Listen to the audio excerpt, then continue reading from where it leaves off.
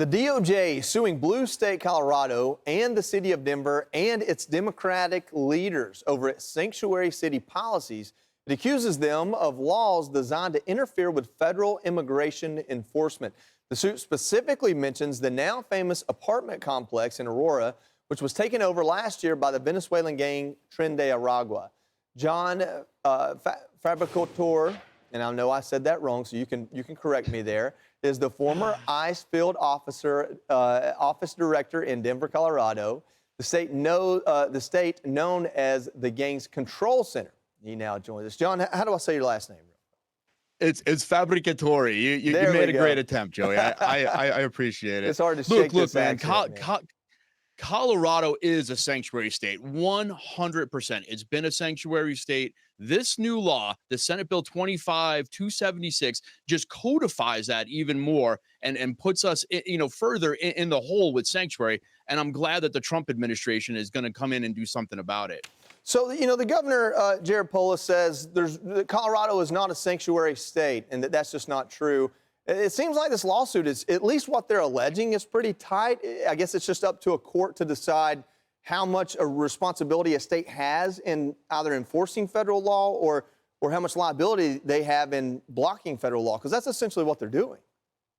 Yeah, absolutely. So, Governor Jared Polis has been saying this forever, that it's not a sanctuary state, and he's just wrong about it. There's multiple laws that the legislature here, it's a supermajority of Democrats, have passed since 2013. And what this law doesn't even allow probation to get in contact with ICE. Probation, where people illegal aliens have already been convicted and they're letting them out on the street. These probation officers cannot contact ICE. It also levies a $50,000 fine on officers if they contact ICE and let ICE know about a criminal illegal alien. Yeah, that fine is outrageous to me, especially if some of these people are known to be really bad. I mean, we're talking about murderers and rapists that we're dealing with. Think about Lake and Riley and all the others that we've gotten to know their story over the last year or two that are recent, not to mention this is a decades-long problem.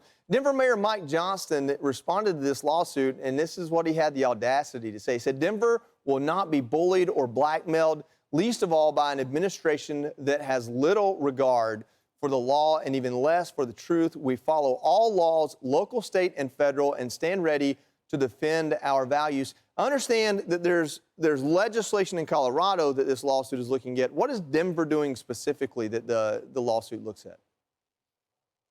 Well, one of the things that Denver's, doing is they continue to push back against ICE continuously. And in this new legislature that they're pushing forward, they're going to actually keep officers from even notifying ICE about 1325 and 1326 cases, which are misdemeanor and felony cases under immigration law.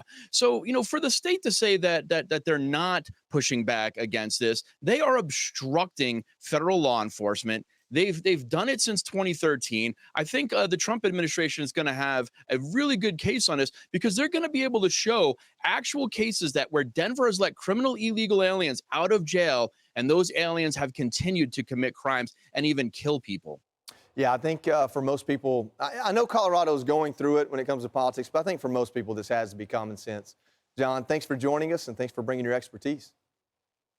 Thanks. Have a great day. I'm Steve Ducey. I'm Brian Kilmeade. And I'm Ainsley Earhart. And click here to subscribe to the Fox News YouTube page to catch our hottest interviews and most compelling analysis.